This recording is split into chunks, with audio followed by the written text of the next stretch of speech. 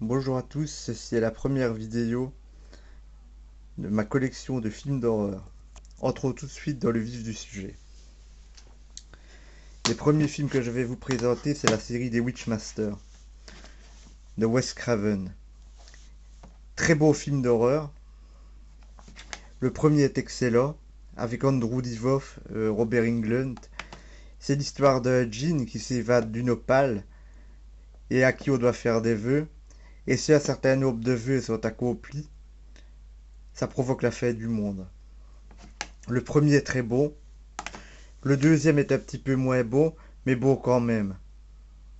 Il existe le duel 3, mais je ne les ai pas parce que ce sont des nanars. Passons à la suite. L'exorcisme, la préquelle, le commencement. Ce film n'a pas été très apprécié par la critique et par beaucoup d'adeptes de films d'horreur. Moi, je l'ai trouvé excellent. Tous les ingrédients y sont.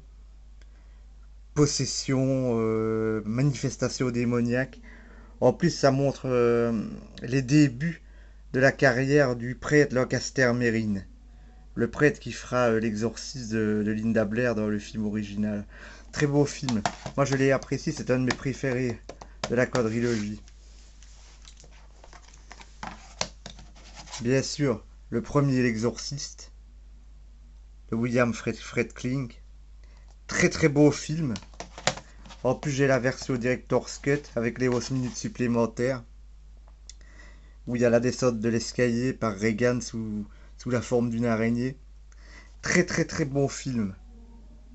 Après autant d'années, il fait toujours aussi peur. C'est vraiment un très beau film. Ça, je vous le recommande chaudement.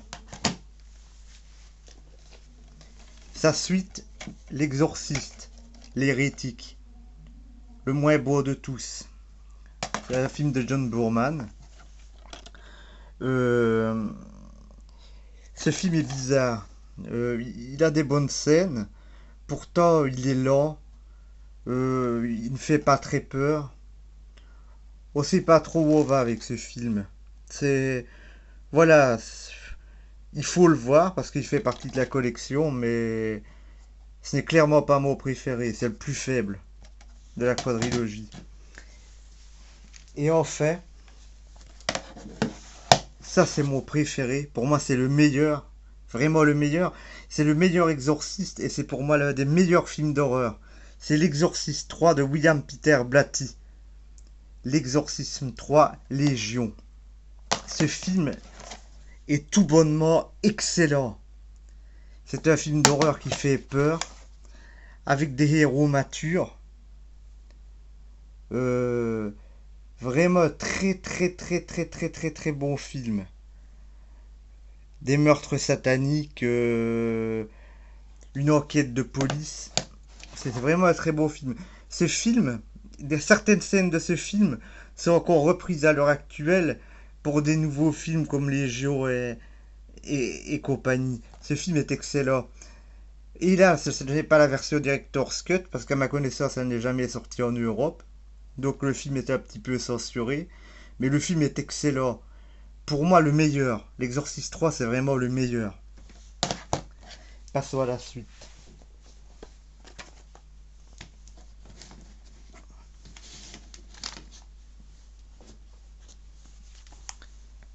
De la mort de la morte, de Michel Soavi.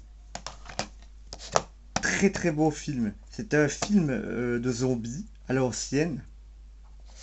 Et Michel Soavi avait voulu faire une adaptation de la bande dessinée d'Ilan Doc. L'histoire de ce film, c'est un gardien de cimetière, Francesco de la Mort, dont le but, dans la vie, est de renvoyer à la tombe les morts qui s'éveillent la nuit. Donc il leur colle une balle dans la tête et il les réenterre, comme ça toutes les nuits. Dans ce film, il y a de l'horreur, de l'humour, mais également une sorte de poésie noire. C'est un beau film, c'est vraiment un beau film, je vous le recommande. Je vous le recommande chaudement. De la morte, de l'amour, avec, avec Rupert Everett.